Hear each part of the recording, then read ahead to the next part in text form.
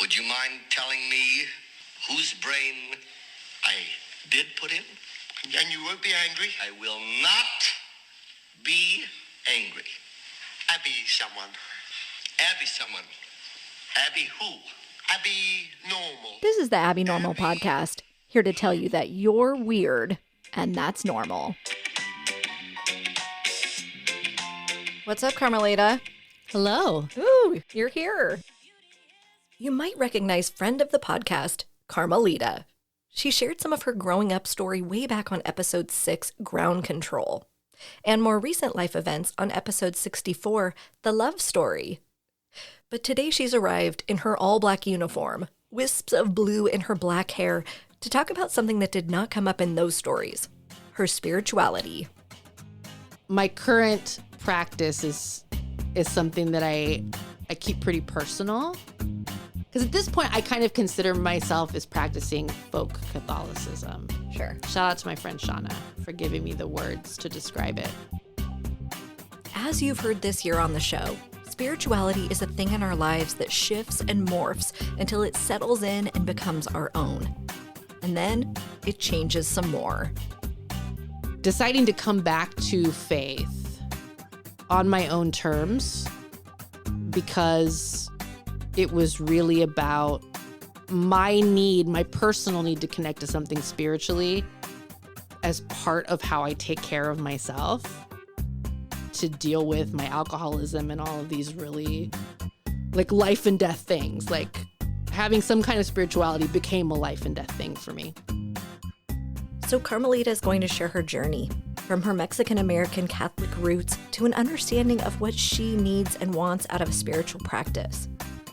When I was a kid, I didn't know a lot of Protestants because Salinas, and very predominantly Mexican community. And we also have a pretty sizable Filipino community, also Catholic. Yeah. I don't think I had actually talked to anyone about the fact that they were Protestant until I was almost out of high school. Wow. Because we've got a Protestant and a Catholic in the podcast lounge, I have lots of questions for her about the history and practices of Catholicism. So we're going to get into that too. But I started with what her thoughts were about the Not the Same series, featuring stories of recovering evangelicals. And I think that her response did reveal some aspects of her spirituality as a thinker, not a feeler. I mean, each and every episode was so interesting. Really cool to hear people kind of put it all on the table and lay it bare. Applause to you for giving people a platform to do that, like a safe place to talk about this stuff. Because there's not a lot of places that feel open and welcoming to just have that conversation. You're going to offend somebody. Yes. So I really enjoyed the episode with the Episcopal clergy. The reverends. Yeah. I thought that was really cool. Yeah. I think also, selfishly, Episcopalians are kind of closer in the continuum to Catholicism, to what I know. Yes. So. But no, it was all really interesting. Should I be a reverend? I don't know. Do you feel called to be a reverend? No.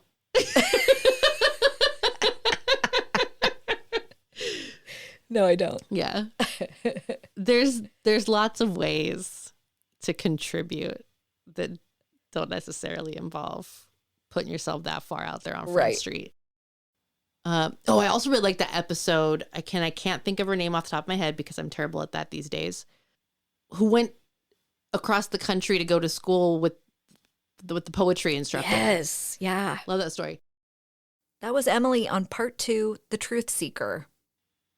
Quite a few of your guests, I admire in them that ability to really feel and commit.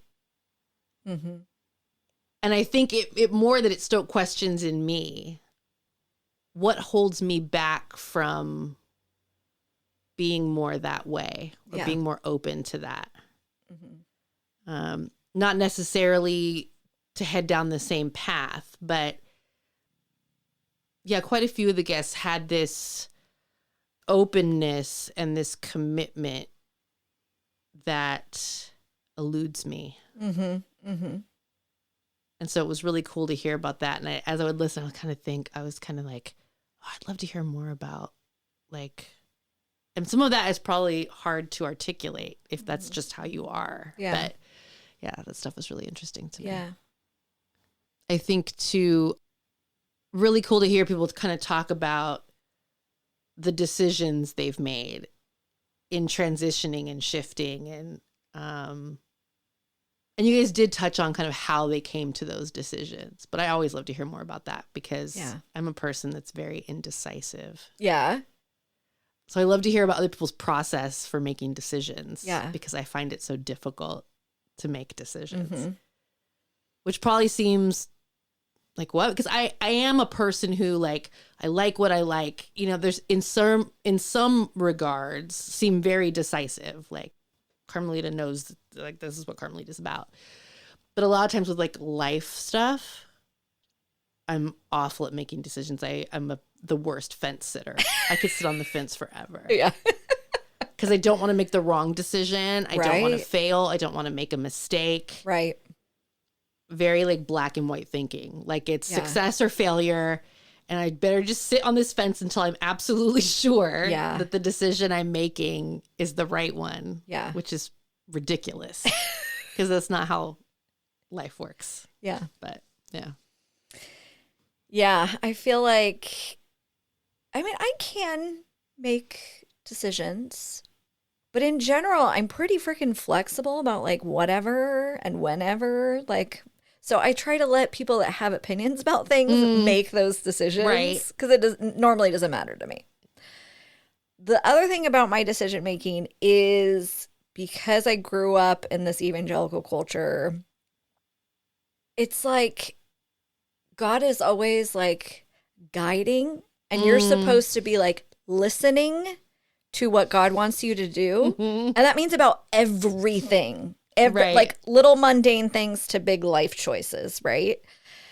And though I think that is partially true, and I think that God has guided me in things, sometimes I don't think that God necessarily needs to guide me on everything. Like, he made me the way I am with my passions and interests and skills and abilities and location in the world and all of these things. I can make my own decisions. Right. I don't need to wait around for some, like, there's a little bit of like mysticism to even the idea of like signs. Right. You know, like God's going to like line everything up and suddenly someone's going to call me and tell me. And like, again, some of that I do believe in, but it also can make me just really stagnant and not make a decision because I'm waiting for a sign. Right. And that's ridiculous.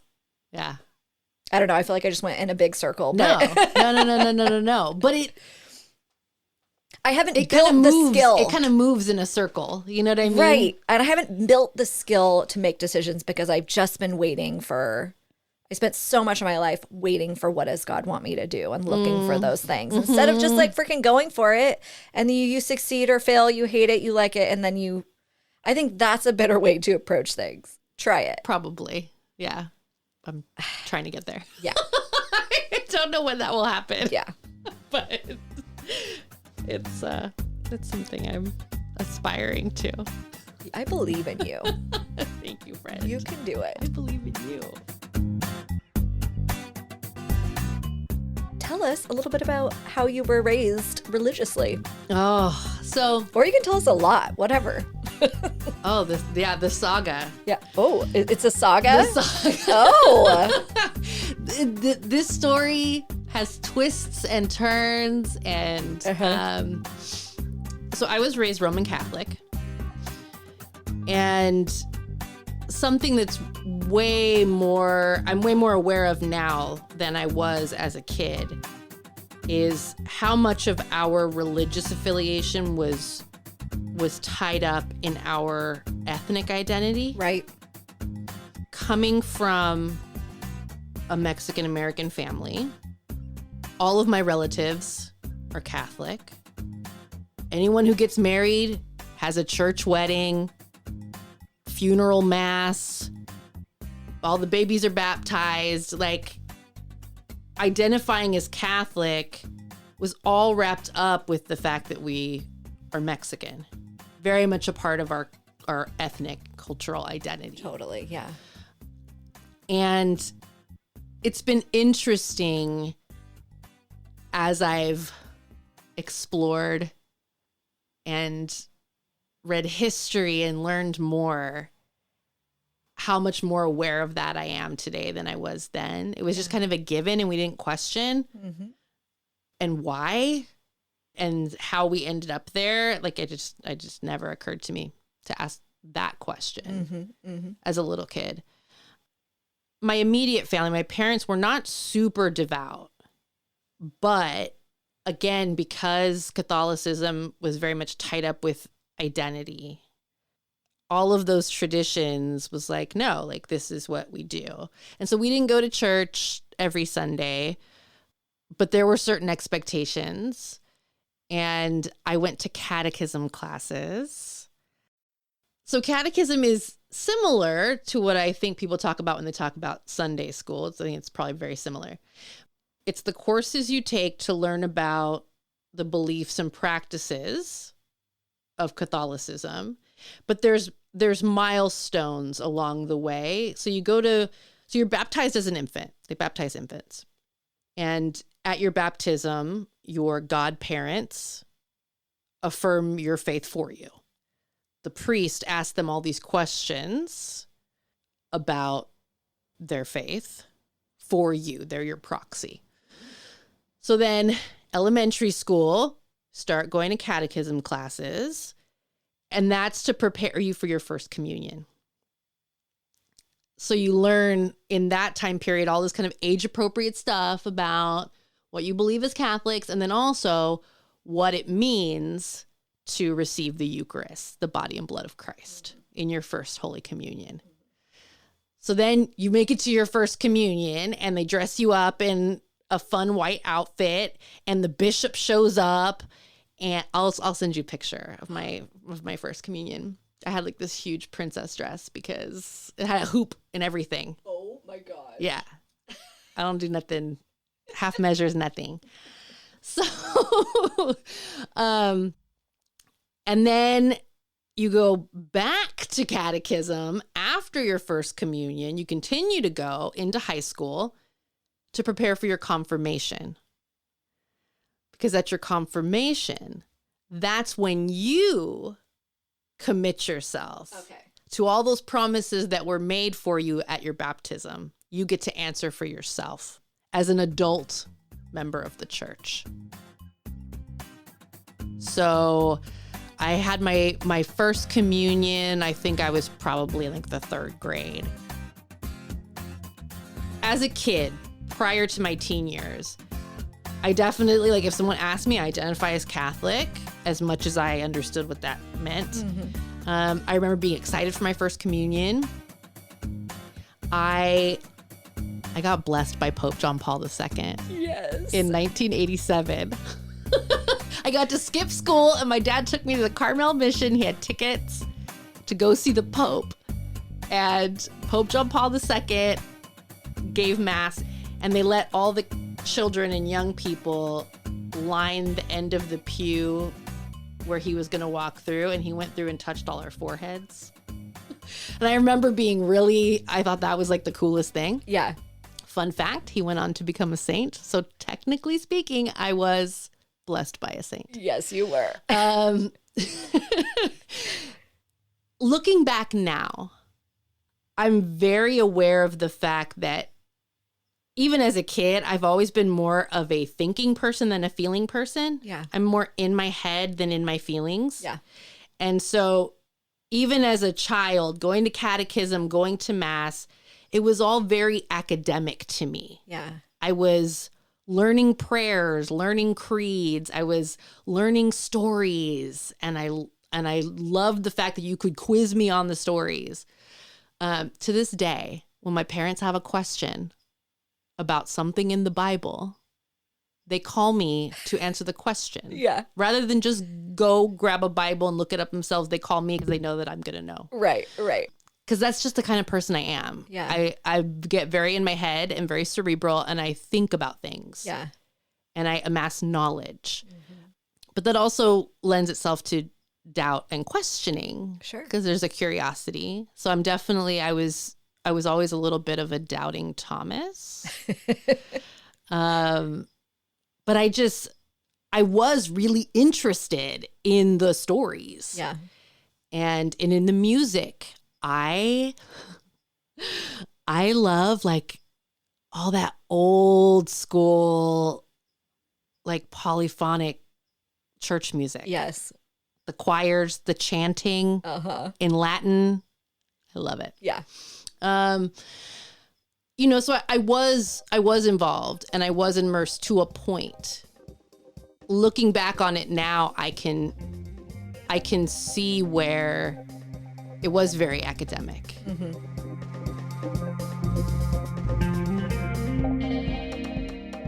Did your parents integrate that belief system into how they lived or raised you or taught you moral things? Like, did those two go together, or was that like a thing you went to? My parents would have to speak for what they believe. I can't speak for what they believe, but it definitely kind of felt sometimes like the threat of damnation would come out. Like when you did something wrong and they wanted to scare us, that's when that kind of thing would come up. But I don't remember a lot of talk about God or Jesus just being integrated into everyday things. And we didn't, like, my parents didn't sit us down to pray on a daily basis. Like a lot of kids will do like bedtime prayer. Like, we didn't do that. It was like prayer happened at mass. Right. Prayer happened at your catechism class. But no, it wasn't integrated in our household. And, there's, I think the last statistics I saw was 1 billion baptized Catholics in the world. So this is just one story. And my family is just one family. Yes. There's a whole, I'm sure, there's a whole spectrum of Not where all Catholics people fall. are the same. No. But I think there is something about an institution, a church, as big as the Catholic Church is, and as hierarchical as the Catholic Church is, with that really rigid hierarchy of clergy and then lay people, that lends itself to it makes it easy to compartmentalize. Right. There is a certain amount of distance, and it can be easy to go to mass and do the mass thing, and then the rest of the week just kind of live however. Right. Like it can be really easy to do that. Right.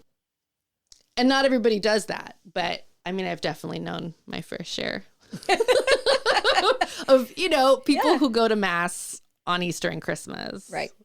Kind of, that's how distant it is. Right. And for some people, and would still say, I'm a Catholic. Oh, absolutely. Like, strongly, and identify. Yeah, right. And I think, again, it's, for a lot of people, it's wrapped up in ethnic and cultural identity. Yeah. And again, that distance, when you have an institution that's just that big, who's going to notice? Yeah. She didn't come for a month. So we had periods in my childhood where we were more involved than others.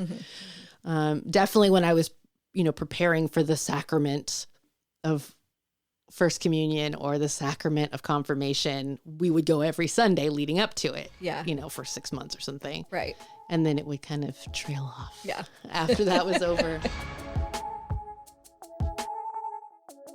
I had my confirmation my junior year of high school, like 2 or 3 months before I went to rehab.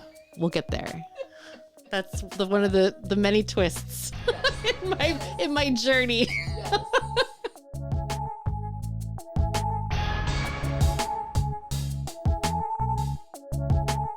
Okay, she had her first communion in elementary school, a bookish little girl in a big white dress with a hoop skirt.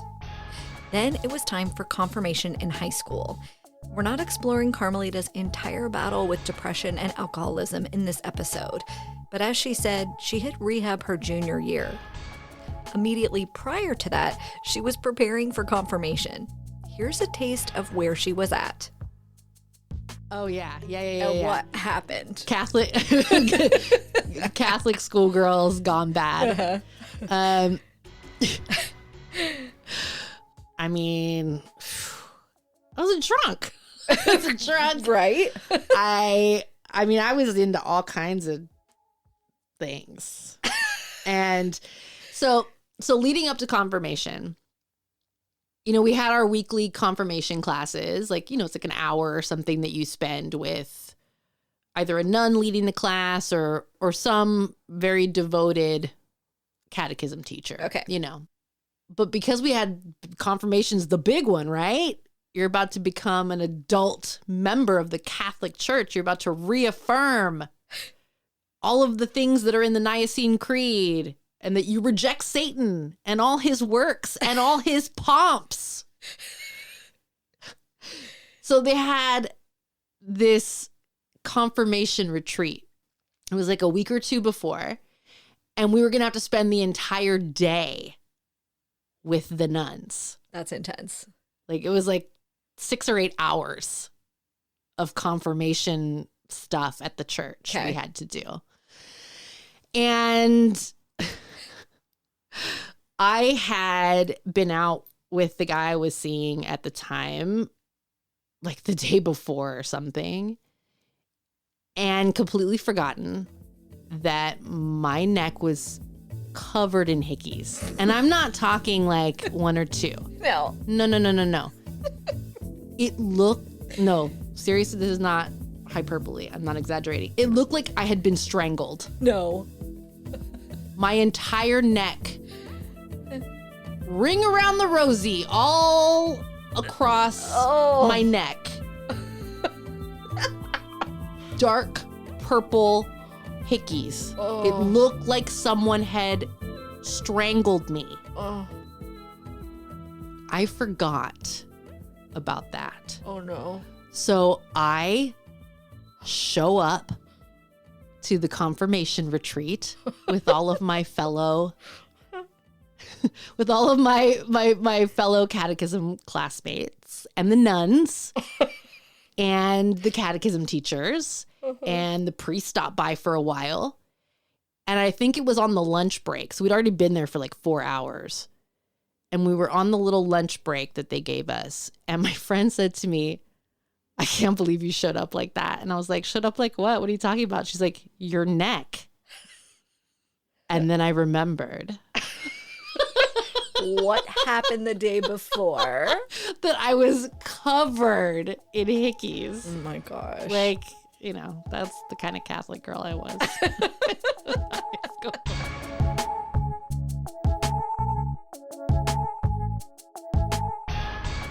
The fact that it was very much an intellectual thing became an issue when I hit my teenage years. Mm-hmm.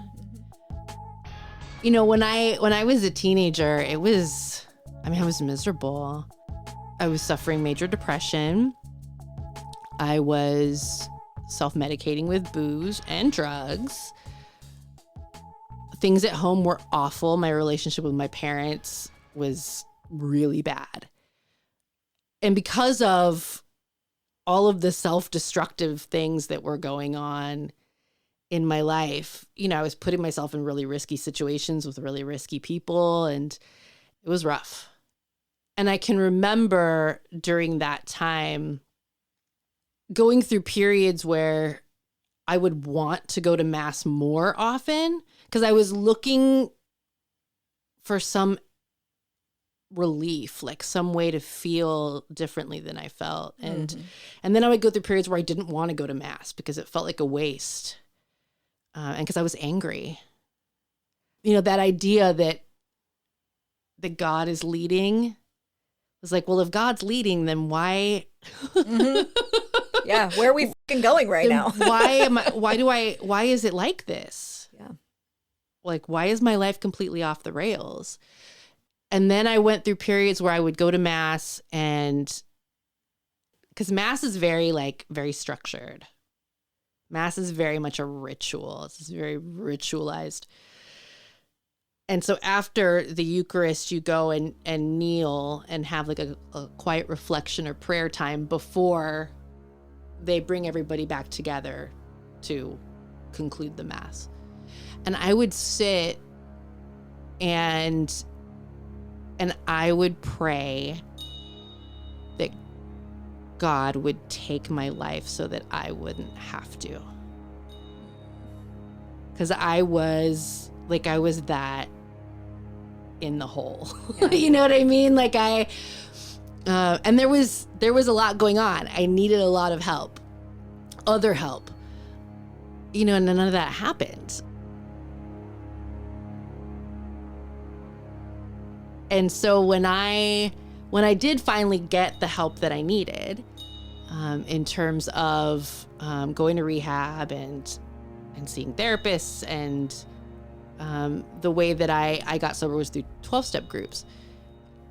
By that point, I was just so angry. Mm-hmm. I was so angry. And I remember, I had my confirmation coming up, and I remember telling my mother, like, you can't make me do this.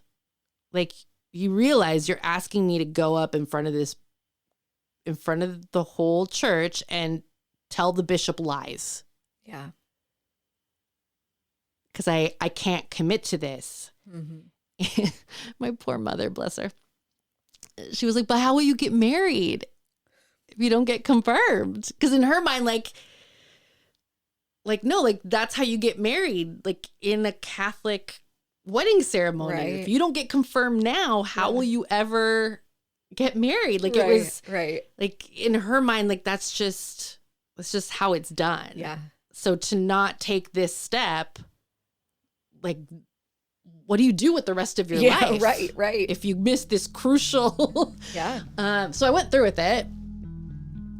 And I was, it was bad. I was like at the bottom.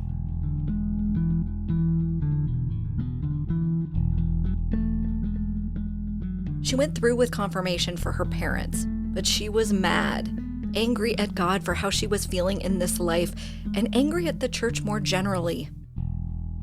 In the first couple years when I was trying to get sober, at that point, I was angry, really angry.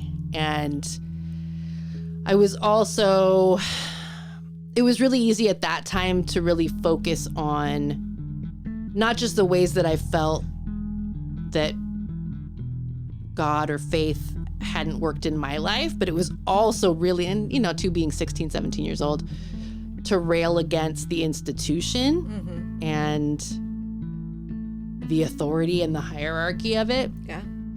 And the history of the church. Sure. Which is not pretty. So I was bitter there for a few years and completely checked out. If you had asked me at that time in my late teens, very early 20s, I would have said I'm not Catholic. Mm-hmm. Would have said I don't believe. And I was like vicious, angry about it. But the 12-step program that was helping me to get sober emphasized the need for spiritual help for alcoholics who don't want to drink again. And that was a kick in the teeth. Because just as I was coming to this place of, I want no part of that, then to hear you're going to need a God or a power greater than yourself, some spiritual something to help you. And that was the thing that kind of left the door cracked. And at first, I looked at the groups where I would go to talk about drinking and staying sober as kind of a higher power. And then that slowly I kind of opened to the idea of, okay, well, maybe there's a creator. some creative energy being, whatever. Like, and I kind of slowly started to open myself to that possibility. And the longer that I stayed away from booze and the healthier I got in terms of how I was living. And I'm not talking about like diet and sleep. I'm talking about like just like mindset. And as I got healthier in the way that I was living, as I was starting to, I guess I was getting better about avoiding some of the pitfalls of the self-destructive stuff that I had earlier. I became more and more open to spirituality.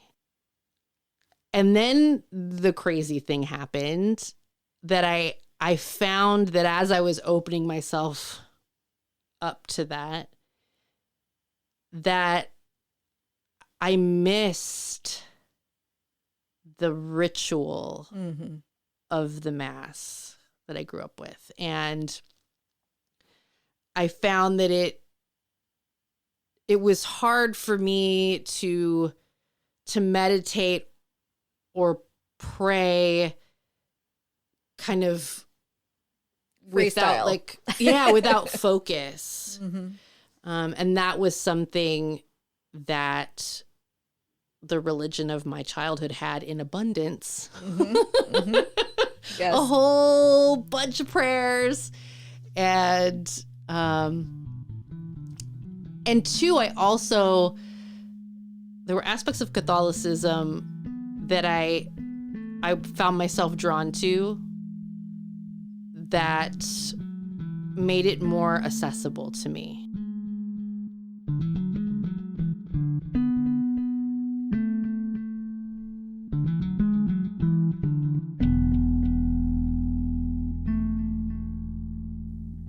As she began opening up to the idea of a higher power, and the sharp bite of anger slowly abated, she found herself drawn to some of the practices of the church. This is going to piss some people off. Let's do it. I'm sorry. It is not my intention to offend you. But I'm just saying, Catholicism is just barely not paganism. It's just this close. Just barely. When I started dabbling again in my mid-20s, mid to late 20s, I was really drawn to prayers to the Virgin Mary, the iconography of the Virgin Mary. Yeah. I was really drawn to the lives of the saints.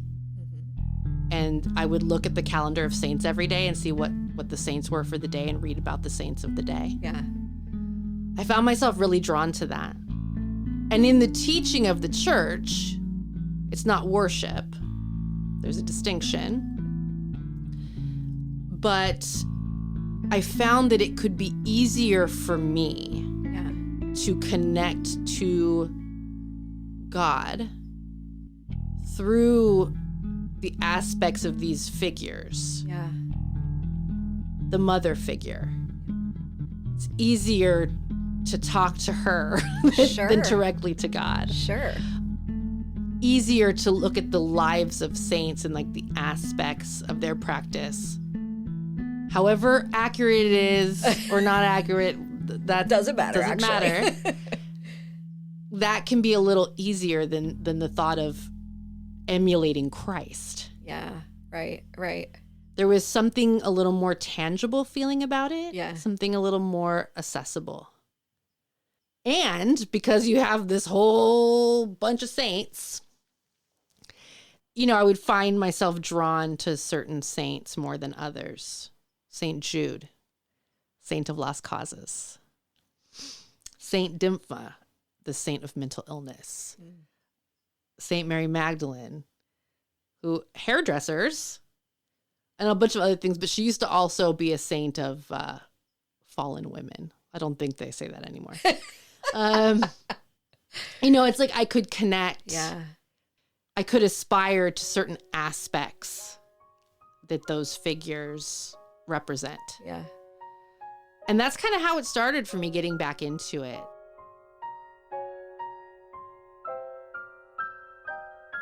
And like the rosary is meditation. Yeah. That's all it is. Yeah. That's all it is. That's not the language that's used.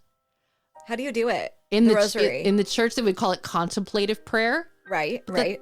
What's contemplation? It's meditation. Totally. So the rosary, it is a set of beads. You have the tail end, and each bead represents a different prayer. And then you go into the decades of the rosary. Okay. Once you get into the loop, you'll have 10 beads. That's 10 Hail Marys. And then there'll be a bead in the middle for a glory be. And you go around. And the beads are just to help you count how many rosaries you've said. Yeah. Yeah. And the spaces between tells you when you've finished one decade and you move into the next. Okay. And there's the mysteries of the rosary. What's that mean? So they are the joyful mysteries, the sorrowful mysteries, the glorious mysteries, and I believe under Pope John Paul II, they came up with the luminous mysteries so that there wouldn't be like uneven number of days. Because every day is a different, one day is the joyful mysteries. And so each of the mysteries is some event in the life of Christ. Okay. And the Virgin Mary is incorporated in there too. Okay. So like the sorrowful mysteries includes. Are those your favorite? Oh, I love the sorrowful mysteries. You know me. I also am a big fan of the glorious mysteries. It's a lot of ascensions. Jesus ascending. Yeah. Virgin Mary ascending. That's actually the tattoo on my chest has 12 stars. Okay. Because the ascension of the Virgin Mary, she's always pictured with 12 stars. Oh, fun. And so it's like you say a mystery, you say one of the mysteries. Okay. And then you say your decade of Hail Marys. Mm-hmm. And then you meditate on the next mystery and you say another 10 Hail Mary. So it's, but it becomes like a chant. Right. It's just meditation is all it is. Yeah. So things like that I found I could tap into the ritual of it. I find over the years, that's probably the very thing that turns some people off is actually the thing that I connect to the most. Right. This is the other thing that I've come to accept about myself. And I think it's part of what makes me able to participate with it in any way, shape, or form is that I've come to accept the contradictions. Yeah. I've come to accept the contradictions within myself. I am that person that is skeptical and likes to ask questions and likes to go against the grain and be defiant and bucks authority. Like I am that person. And in equal measures, I am the person who loves and thrives on ritual and tradition. Mm-hmm. Mm-hmm.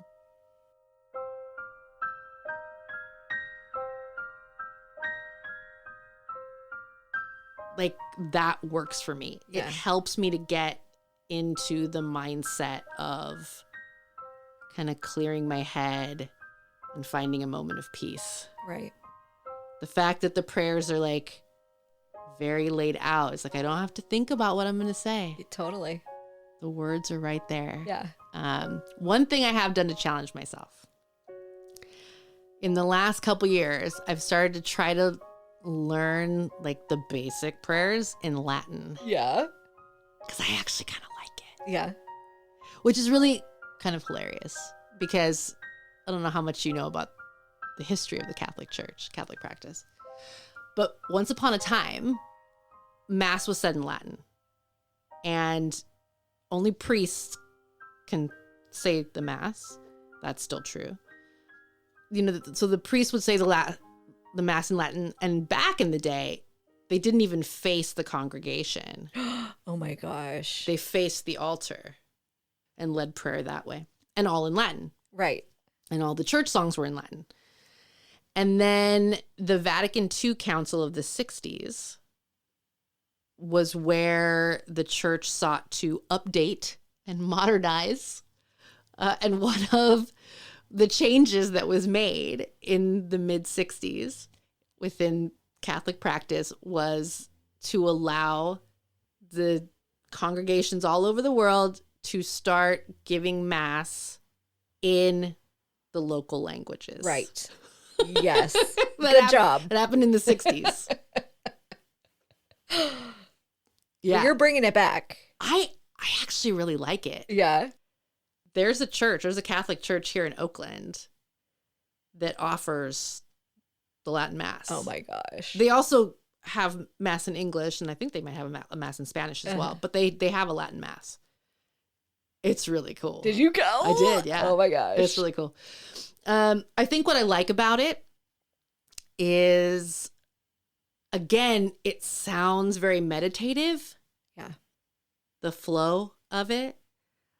I recognize just enough words in Latin that I kind of know what's going on, but that doesn't even matter because for me, the thing that I'm trying to tap into is the feeling. And being a person that's very much in my head, it almost helps me. Because like when I go to regular Mass, I know what he's going to say. Right. And in my head, I'm like reciting it to myself. Right. And I'm very much in my head. And something about when I hear the prayers in Latin, I feel it in a different way. And I find that I'm not thinking about it. So does it almost like turn your brain off? Kind of. Or like quiets, Yes, maybe? quiets. I think. Other thoughts? Yeah.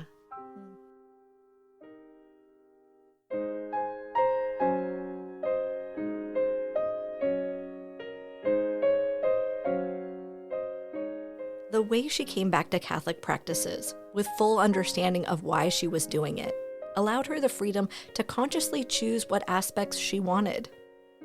One of the benefits of having stepped away and deciding to come back to faith on my own terms, because it was really about my personal need to connect to something spiritually as part of how I take care of myself.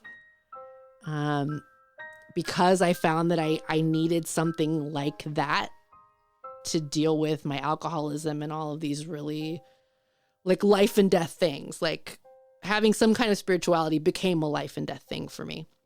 So I had to find a way to do it that would satisfy that need and be something I could be comfortable practicing. But the truth about my life is that some of those things fit better than others. Mm-hmm. And I've come to a place in my life of giving myself permission to take what I can, Yeah. to enhance my connection with God and not get hung up on the aspects that cut me off, because I don't need, I'm trying to connect. I need to be able to let myself off the hook from the things that would sever that connection for Right. me. Yeah. No, I appreciate that. I think that's a place that you have to come to. How do I put this? For me, that has brought me a lot of spiritual freedom to be able to say there are things that I can accept, that I want to accept, that are beneficial for me, and there are things that are not, and I don't have to. It doesn't have to be an all or nothing situation. Mm-hmm. Take what you want and leave the rest. Yeah. Yeah. Which works for me. Maybe that doesn't work for everybody. Right. Right. Maybe they have to walk away or they have to accept all of it. But And for that's me, fine. Yeah. Yeah. That's Yeah. fine. Do your thing. Yeah. Again, I think knowing about myself that I need something spiritual in my life, I had to give myself permission, because I knew I couldn't. Yeah, there are some aspects that I am not okay with, or just don't connect me spiritually, and trying to force that is only going to put me back, for me, in that place of being angry and not being able to participate. Right. And flip side is that I've also found that I can't completely shut off that part of my life. And I think, not everyone likes to hear this. I think it's part of our humanity, that longing for purpose, that longing for meaning, that longing for connection, kind of on that next level beyond the physical, Right. beyond eating and sleeping and sex and stuff beyond like our just real basic animal instincts. Right. I feel like as humans we need more. And people find that in all different ways. And for some folks it isn't through religious practice. Yeah. There's lots of ways people find that.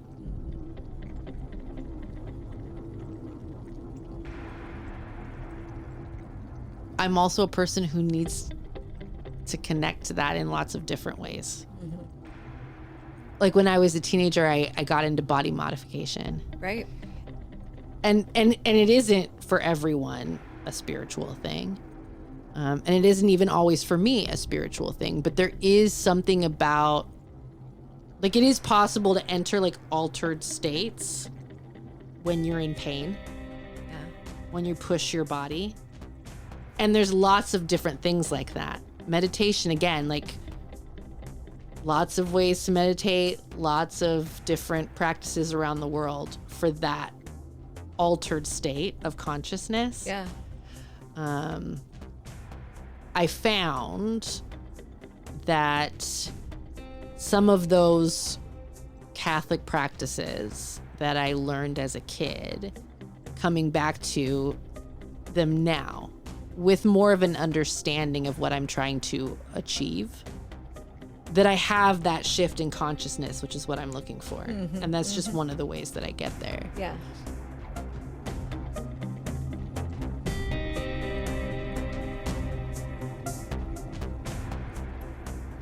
Though she might feel more comfortable now identifying as Catholic, or perhaps admit to practicing folk Catholicism, she definitely doesn't agree with all the teachings of the Church. And the history of the Church is a heavy weight, one she thinks is important to acknowledge, but she doesn't personally need to carry. And I think having gotten away from practicing and having gone through that period of being so pissed off and so anti, that coming back in any way, shape, or form, as loosey-goosey as I am about it, because at this point I kind of consider myself as practicing folk Catholicism. But I did kind of have to question myself, like, how involved do you want to be? Yeah. On what level do you want to participate in the institution? Yes. And that's a question that I continue to check in with myself about. How much do I want to participate? How comfortable am I participating in the community aspect of it?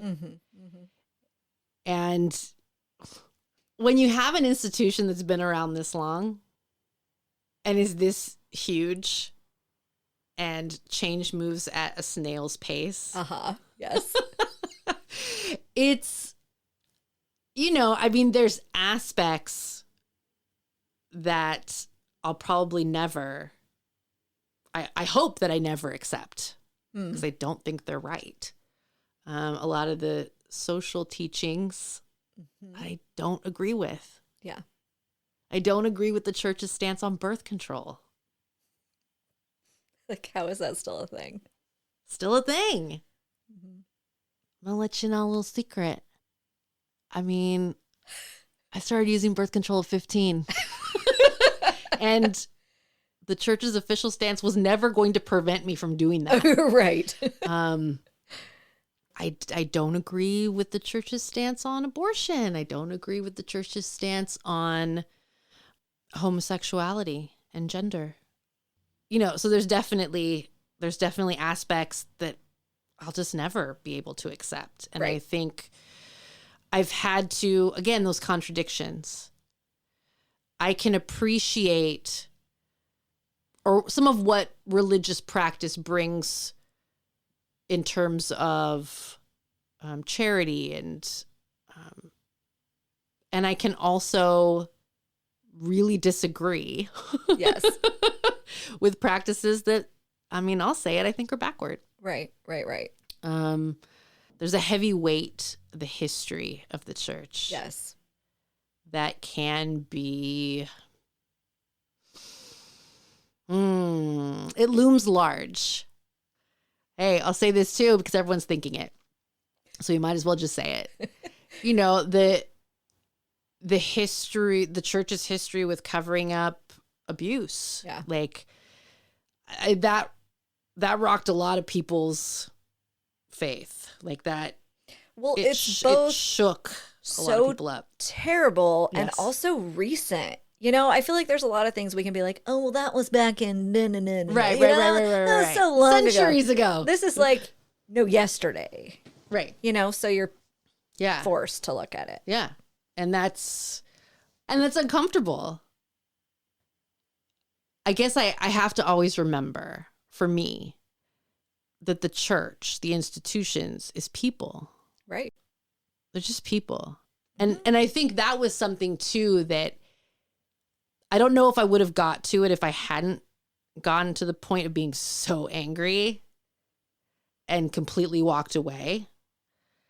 When I was a kid, like we looked at priests, nuns, the bishop, you thought of the cardinal, you thought of the pope as these like holy beings. Right. I remember when I was a kid, like the first time I saw a priest drive a car Right. or right. a nun walking down the street, Yeah. going to a store. The nuns go to the store. Like in my mind, they were completely separate from us. Right. They were these holy people who represent God on earth. Yeah. It had not occurred to me that they're just people Totally. who, for a variety of reasons, have taken up the vocation, and that they're just people. Yeah. And I think coming to see that and really know that and the fullness of what that means. Correct. I don't know that I could have got there without that, taking that break. Right. I think the biggest betrayal, I think the most difficult part about that is because it's this massive institution. Right. With all this bureaucracy and hierarchy, the institution covering up, sweeping under the rug, moving things around to conceal this scandal. Yeah.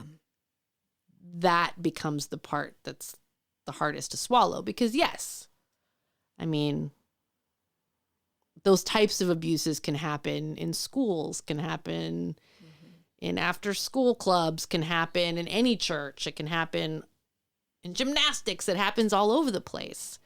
But that level of cover up is the kind of thing that happens when you have this global organization with that much institution behind it. And there's money and there's politics. And anytime you throw money and politics into the mix, it's messy.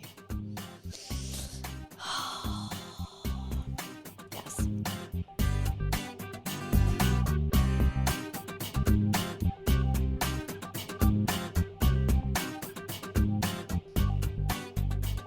Carmelita is curious, and she's a reader. The Catholic Church has a lot of texts to dig into. Not just the Bible, but all the other writings, the Catechism of the Church, longtime theologians and doctors of the Church, all the saints. She sought out to learn more about the teachings and the history. So she's got a lot she can share with us. But since she brought up how Catholicism is really integrated into her cultural heritage, I asked her to share what she knows about that history. This is another one of those places where there's a tension and there's contradictions. So, being of Mexican descent, I mean, who knows? I've had my ancestry done, so I now know that I am mostly Spanish, about 60%. I'm only a quarter Native American. Okay. Prior to having my ancestry done, and who knows how accurate it is anyway, I knew that I was of mixed heritage. The indigenous peoples of the Americas and the Spaniards that came over. Mm-hmm. And the Catholic Church played a big part in the colonization of the Americas. Mm-hmm. Mm-hmm. And that's another one of those painful, difficult parts of the history of the church. Yeah. The very prominent role they played in the colonization of the Americas and what that meant for the destruction of the indigenous communities in Central and South America. Yeah. Like, I'm a direct descendant of that really ugly, painful part of history. Yeah. And now knowing on some level how much of my heritage is the colonizer versus the colonized, I'm both of those things. And, you know, the conquistadores brought the priests and they set up the missions and everybody in the Americas was going to be Catholic come hell or high water. And they built the institutions on both sides of what is now the border. Which at that time it was all New Spain and eventually Mexico.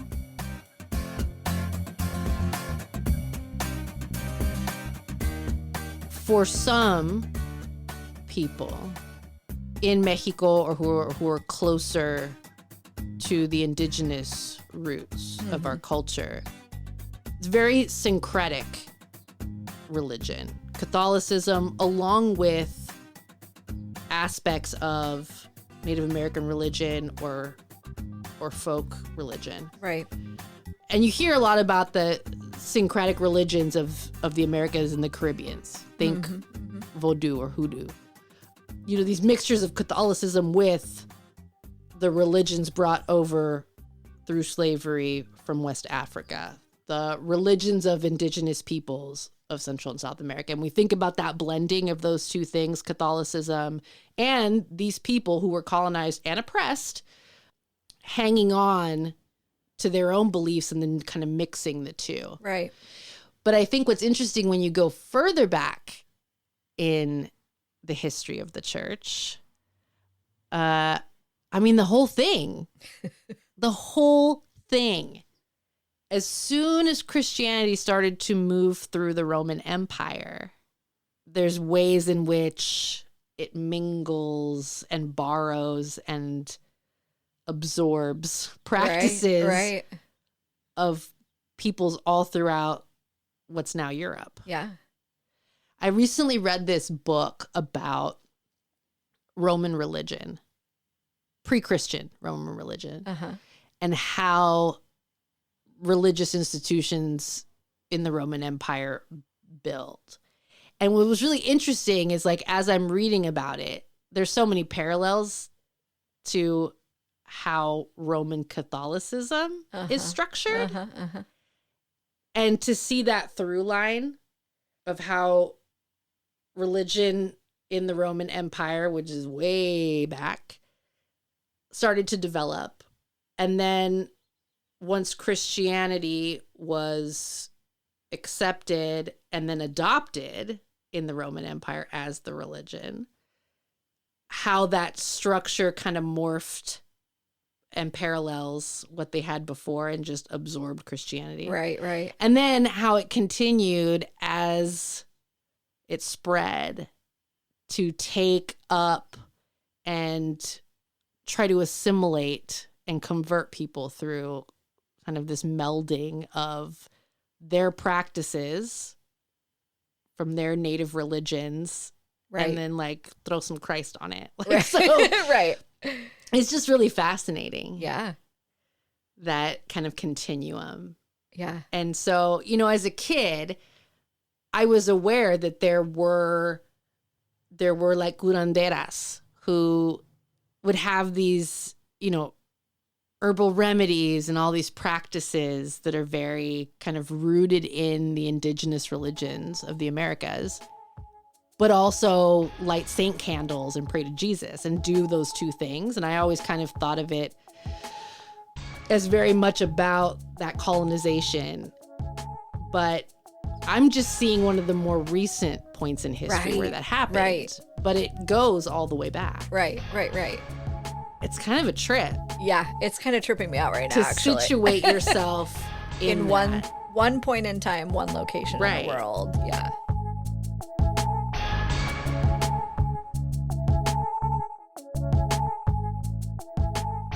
Carmelita likes the whole vibe of the Catholic Church. But we were talking and she was saying Catholicism always struck her as kind of morbid and like kind of gloomy, like kind of morose. Right. I mean, I definitely think it kind of is. But And that's what you love about it. But that's what I love about it. No, really. Well, I mean, especially if you compare it to like the Protestantism I grew up in, right? Which is all, you know, if we were to compare them, like mine's all pastel and people are like, woo, you know? Yeah. The Catholic side, it's like dark and there's one flickering candle and yeah. someone's like silent like this. And they've got the censer Yes. that they're swinging so that the incense is Right. going and there's like candles and like all the music is in a minor scale. Oh, I love that. Yeah. I love it. All of the imagery. Yes. I mean, even just look at the crucifix. Well, yeah. When I was a kid, like I didn't realize that other Christian denominations didn't use the crucifix. Right. And you have like the full blood dripping Yes, whole yes. deal. No, it's just Jesus is on there on the cross. Yeah. There's Wearing all the wounds. They're all there. loincloth. Yes. I didn't realize that was a Catholic thing. Yeah. Yeah, we just do the cross. There's Yeah. no like bleeding body on it. No, he's on there. Oh yeah. In the do you guys have this? Stations of the Cross? No. Mm-mm. Oh, so yeah, we got Stations of the Cross. Yeah. So the crucifixion is represented in art in the church. Right, like all the way around the room, right? Yes, yeah. You can follow the path to the crucifixion in the artwork on the wall. Oh, Yeah, it's like a Monopoly situation. Yeah. Stations of the Cross. Right. And I feel like I only know that because I went to Italy and we, of course, toured like 1,000 Catholic churches, which were gorgeous.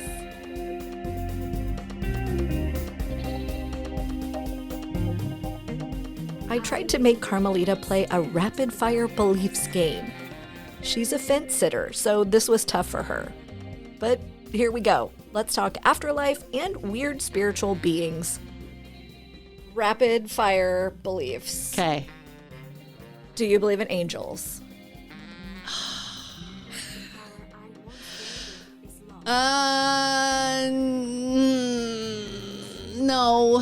No. You're no fun. Do you believe in demons? No. Do you believe in... I mean, I kind of want to believe. I love religious horror. It's my favorite. Oh. Yeah, Catholics are really good at that. They've got all the stories. Oh, yeah. The Exorcist, my Right. favorite horror movie. See, if there's no demons, then there's no exorcist. I know. It's no fun. No. Do you believe in ghosts? I don't think so. Okay, I'm gonna say this. Okay.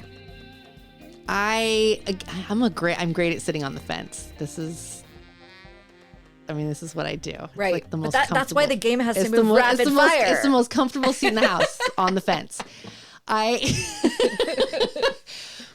there are a lot of things about the cosmos, the universe, that we don't understand. I understand everything So about the cosmos. could there be spirit or energy that's left, that's residual from people of the past? Maybe. Mm-hmm. I don't know. If there is, I have not perceived it. No ghost interactions for you? No, I'm no. like surprised. Yeah, I know.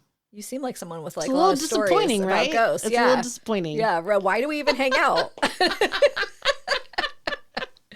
Okay, so then afterlife in general, are you a little on the fence about that? Or you think something happens after you die? I think something happens after we die. I'm not too hung up on thinking about it, though. I'm kind of more about like, I need to live right now, here. Mm-hmm. And whatever comes, whatever happens is fine. And I'll get there when I get there. I'm not too worried about it. I think, when I was a kid, I always thought a lot more about hell than I did about heaven, the concept of hell. Right. And in some ways, it kind of saved my life. Really? Oh, yeah. Well, because historically, there was the teaching that suicide is a mortal sin.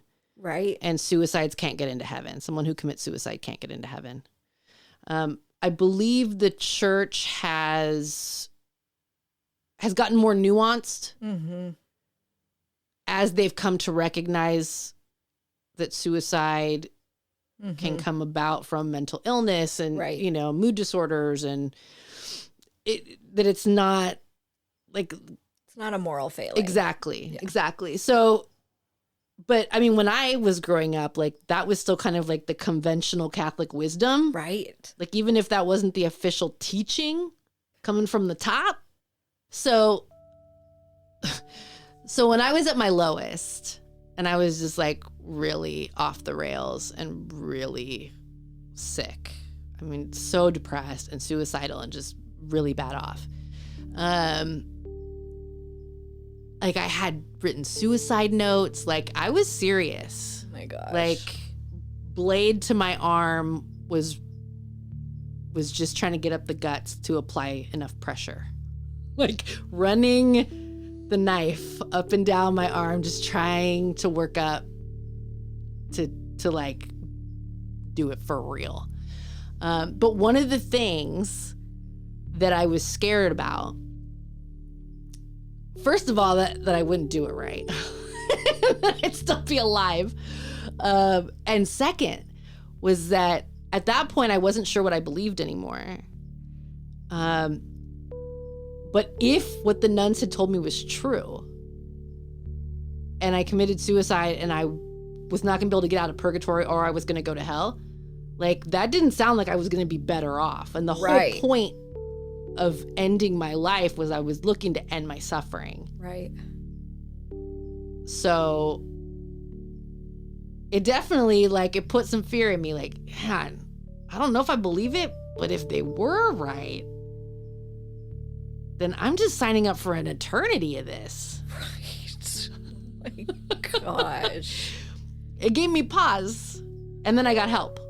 So the story has a happy ending. But, I will say, from that experience of illness and pain and addiction and just how far down the spiral I went at that point in my life, I've kind of come to see hell as suffering. It's not like I don't envision it as a place.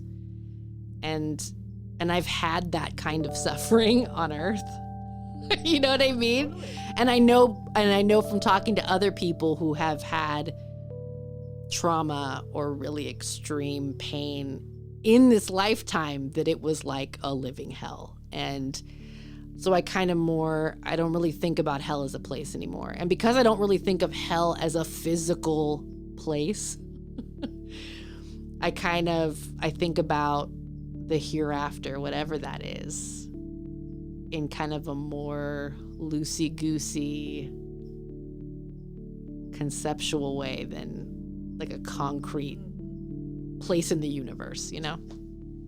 Totally. I mean, I feel like the ideas of heaven and hell that traditional Christian teaching, whatever that would be, envision if there is an afterlife, those ideas are so like earth-based Yes. in our own like little boxes of how we understand the world. There's no way it's going to be like either one of those ideas. Right. Like Yeah. that's what we created with our little Yes. earth box Our minds. very limited Yes. perception and reasoning. Right. Yeah. Yeah.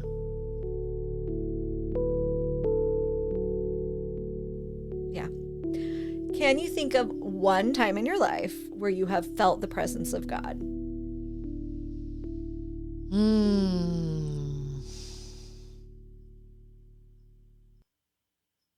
Yeah, I kind of think so. It's become about a feeling. And there have been times where, like in a chaotic situation, and then like having a feeling of calm that doesn't feel congruent with the chaos around. You know what I mean? Little things like that.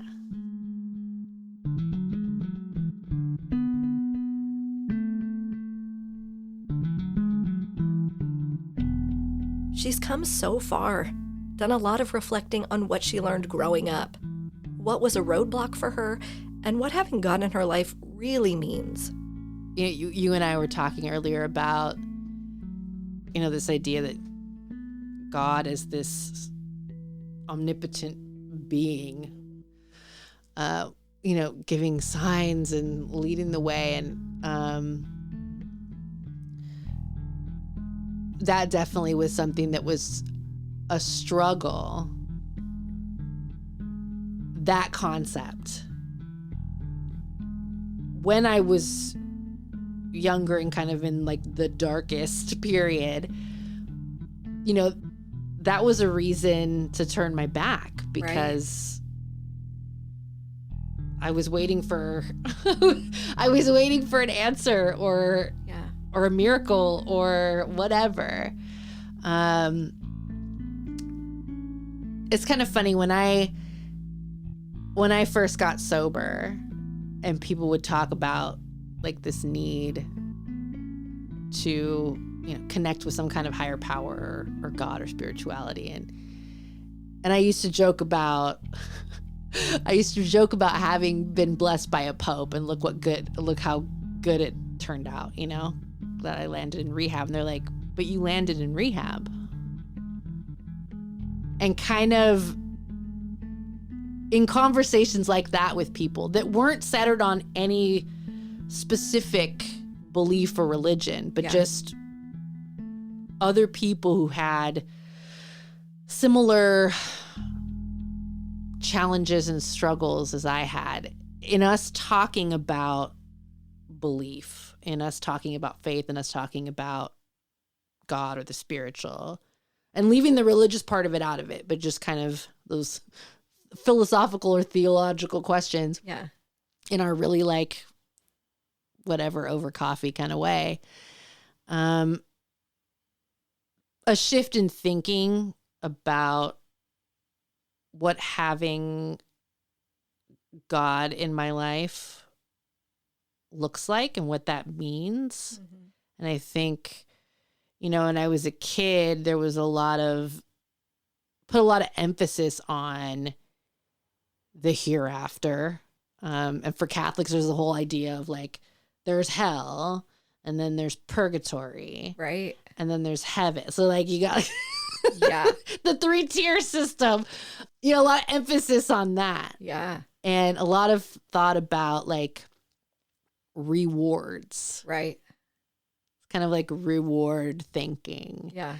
And I think with everything that I've been through and everything I've all of the information that I've sought out and reading history and all of these things, kind of coming to a place of I'm less concerned with what God can give me and kind of shedding expectations.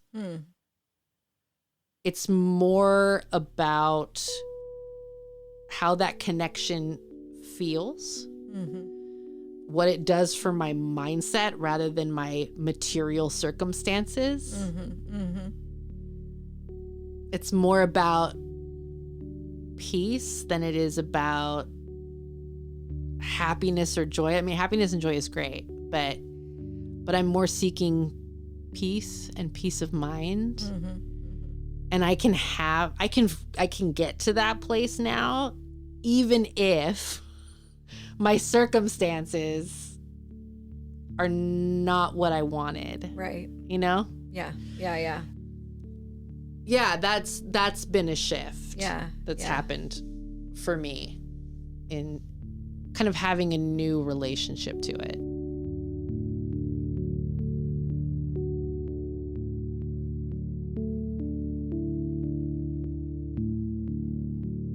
When you're a kid in the church, you do it because that's what you do. Not a whole lot of explanation about why. Right. Or even like, okay, to have a relationship with God. Okay, but why? Yeah. What is the purpose of seeking that out? Then we have a bunch of hardships in our lives. And I think in this meandering journey, the waxing and waning of my belief as a teenager, my complete, like, cutting myself off from it.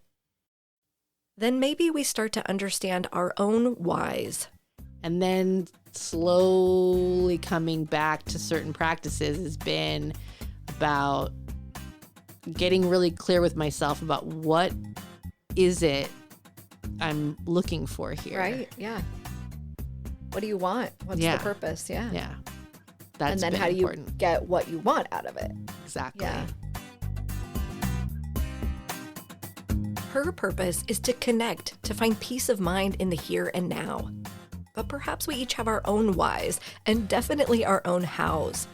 And religious practices that have been interwoven from our ancestors may hold wisdom for us.